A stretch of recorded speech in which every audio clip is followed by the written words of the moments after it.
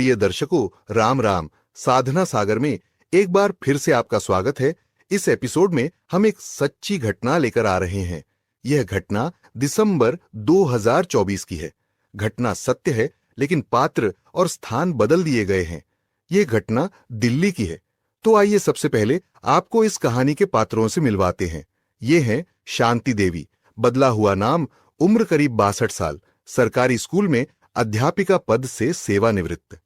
ये श्री जयप्रकाश, बदला हुआ नाम, उम्र करीब 61 साल, सरकारी विभाग में अधिकारी, अब सेवानिवृत्त। रीना है शांति की सहेली, उम्र करीब 62 साल, सरकारी स्कूल में अध्यापिका पद से सेवानिवृत्त है। राहुल जयप्रकाश जी का बड़ा बेटा है। श्वेता राहुल की पत्नी है। सुमित जयप्रकाश जी का छोटा बेटा है। आशा ब्यूटिशियन है, जिसके यहां शांति डाई कराने अक्सर जाती है। अब कहानी शुरू करते हैं। सुबह करीब 10 बजे का समय श्रीमती शांति आज मॉर्निंग वॉक करने के बाद अपने पोते पोतियों के साथ बैठी थीं। तभी फोन बजता है। फोन शांति की सहेली रीना का था। थोड़ी देर बात करने के बाद शांति ने अपनी बहू श्वेता को बताया, श्वेता, मैं बालों को कलर कराने जा रही हूं। अभी रीना का फोन आया था, वो भी वही पार्लर पर ही है। ठीक है माँ जी, श्वेता ने कहा, और शांति पैदल ही घर से निकल पड़ी, क्योंकि पार्लर घर से कुछ ही दूरी पर ही था। शांति पार्लर पहुंचती है। वहां पर रीना पहले से ही बालों को कलर करवा रही थी। कुछ बातें हुई रोजमर्रा की दिनचर्या के बारे में, कुछ घर परिवार के बारे में, पर रीना वहां से चली जाती है। शांति कुर्सी पर बैठ जाती है, ब्यूटिशियन रंग का घोल तैयार करती है और पूछती है, मैम, ब्लैक या ब्राउन? आशा, तुझे पता है मैं ब्राउन कलर ही पसंद करती हूं। शांति बीच में ही बोल पड़ती है, सॉरी मैम, ब्यूटिशियन ने कहा, और घोल तैयार करने लगी। शांति अपना फोन गोद में लिए कुर्सी पर बैठी है। आशा ने कपड़ा शांति के गले के चारों तरफ लपेटा और बालों को कलर करने लगी। तभी अचानक शांति लंबी लंबी सांसें लेने लगी। क्या हुआ मैम? आशा ने पूछा, लेकिन शांति ने कोई जवाब नहीं दिया। आशा पीछे से सामने आती है और देखती है कि शांति का फोन नीचे गिर गया है और उसकी गर्दन एक तरफ लुढ़की हुई है। शायद बेहोश हो गई है, आशा ने सोचा, और शांति का फोन उठाया और श्वेता को फोन किया और कहा, श्वेता, जल्दी आओ, मैडम अचानक बेहोश हो गई हैं। राहुल, जल्दी आओ। श्वेता ने अपने पति राहुल को आवाज लगाई, मम्मी को कुछ हो गया है, जल्दी चलो। क्या हुआ? राहुल ने फोन पर बात करते हुए ही पूछा। वह फोन पर किसी से बात कर रहा था। जल्दी चलो, श्वेता ने राहुल को धकेलते हुए कहा। अरे क्या हुआ? राहुल ने श्वेता से पूछा। जल्दी गाड़ी निकालो, मम्मी को कुछ हुआ है, वो ब्यूटी पार्लर में है, आशा का फोन आया था। क्या हुआ बहू? जयप्रकाश जी ने कमरे से निकलते हुए श्वेता से पूछा। पापा, मम्मी को कुछ हुआ है, शायद बेहोश हो गई हैं, आशा का फोन आया था। श्वेता ने बाहर जाते जाते कहा। कहाँ जा रहे हो पापा? तभी कमरे से निकलते हुए सुमित ने पूछा। तुम्हारी मम्मी की तबीयत बिगड़ गई है, वहीं जा रहे हैं। मैं भी चलता हूं, सुमित ने कहा। पी पी पी पी गाड़ी के हॉर्न की आवाज आई। जल्दी आओ, राहुल ने जोर से आवाज लगाई। चलो चलो कहकर जयप्रकाश जी, सुमित दोनों गाड़ी में बैठ जाते हैं। श्वेता पहले से ही गाड़ी में बैठी हुई थी। तेज गति से गाड़ी चलाते हुए सभी लोग ब्यूटी पार्लर पहुंच जाते हैं। वहां वे देखते हैं शांति एक बेंच पर बेहोशी की हालत में लेटी हुई थी। जयप्रकाश जी शांति की नब्ज देखते हैं और राहुल की ओर देखकर, इन्हें जल्दी अस्पताल लेकर चलो, और वे शांति को पास के एक नर्सिंग होम ले जाते हैं। वहां इमरजेंसी में इलाज चालू होता है, लेकिन ये क्या, ब्लड प्रेशर बिल्कुल लो, हार्ट बीट, नाड़ी सब जीरो।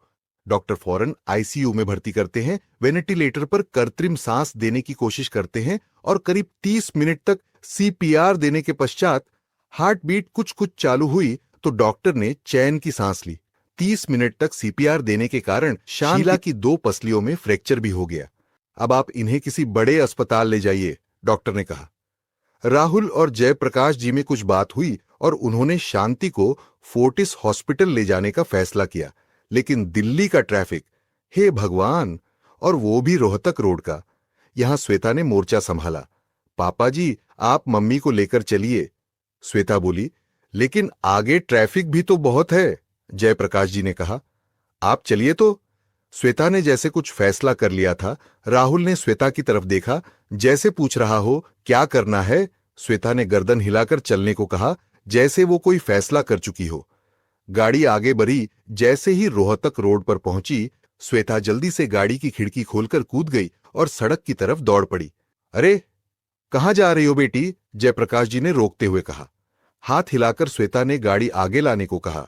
राहुल ने जयप्रकाश जी की ओर देखा। चलो चलो, जयप्रकाश जी बोले, और राहुल ने गाड़ी आगे बढ़ा दी। लेकिन ये क्या? श्वेता ने ट्रैफिक में घुसकर रुकवाने की कोशिश की, पर नाकाम रही। सबको जल्दी है, कोई रुक नहीं रहा था। श्वेता ने मुड़कर राहुल की ओर देखा और एकदम सड़क के बीच में लेट गई। हे भगवान, इतना बड़ा जोखिम! जयप्रकाश जी ने अपना सिर पकड़ लिया। जल्दी आओ! सड़क पर लेटे लेटे श्वेता चिल्लाई और राहुल ने गाड़ी दौड़ा दी। यह सब कुछ सेकंड में हो गया। इसी तरह श्वेता द्वारा ग्रीन कॉरिडोर बनाकर शांति को फोर्टिस अस्पताल में भर्ती करा दिया गया। वहां डॉक्टरों की अथक मेहनत से 4 दिन बाद शांति ने आंखें खोली। डॉक्टरों ने बाहर बैठे राहुल व जयप्रकाश जी को इशारे से बुलाया। दोनों पिता पुत्र अंदर गए। शांति ने इधर उधर देखकर पूछा, मैं कहाँ हूं? राहुल व जयप्रकाश जी ने सब घटना से उन्हें अवगत कराया। जयप्रकाश जी हमारे चीफ के घनिष्ठ मित्र हैं। शांति के घर आने के अगले दिन ही उन्होंने जयप्रकाश जी को फोन लगाया, क्योंकि उन्हें इस घटना के बारे में कुछ पता नहीं था। फोन की घंटी बजती रही, कोई उत्तर नहीं मिला। कुछ देर बाद उन्होंने फिर ट्राई किया। अब जयप्रकाश जी ने फोन उठाया। हेन लो! कुछ रुंघई सी जयप्रकाश जी की आवाज सुनाई दी। राम राम श्याम श्याम के बाद उन्होंने पूछा, सर सब ठीक है ना? हाँ बस, ये कहकर चुप हो गए थे जयप्रकाश जी, और उन्होंने शांति वाली घटना उन्हें बताई। अगले दिन सुबह सुबह वे जा पहुंचे।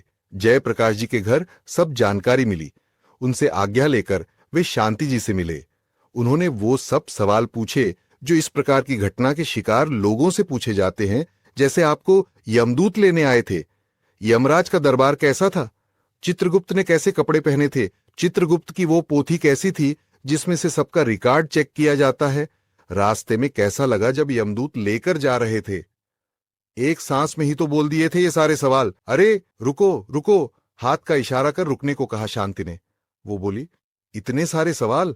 मुझे तो ये भी नहीं पता कि मुझे हुआ क्या था। वो सारा वक्त मेरे जीवन से माइनस हो चुका है। मुझे कुछ नहीं याद, कुछ नहीं पता।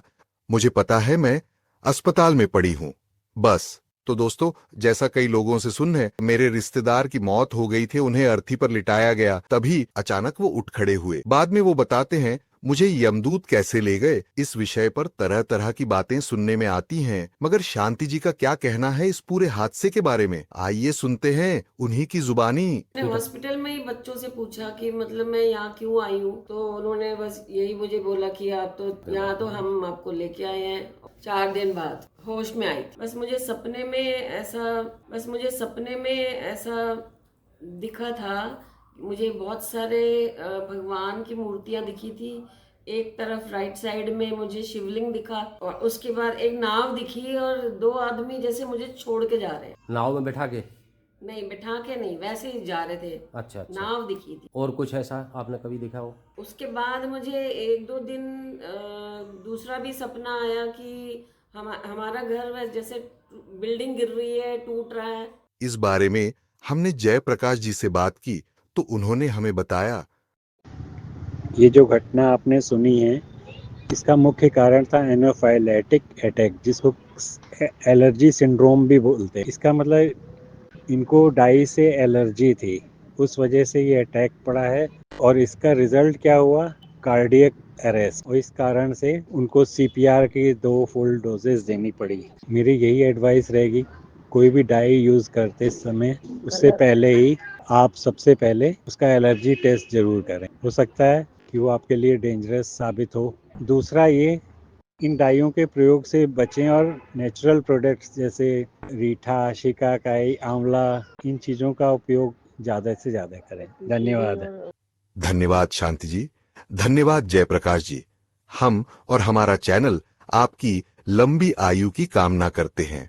अंत में आपसे निवेदन, चैनल को सब्सक्राइब करें, लाइक करें, अपने दोस्तों को शेयर करें। धन्यवाद। फिर मुलाकात होगी अगले अंक में। राम राम।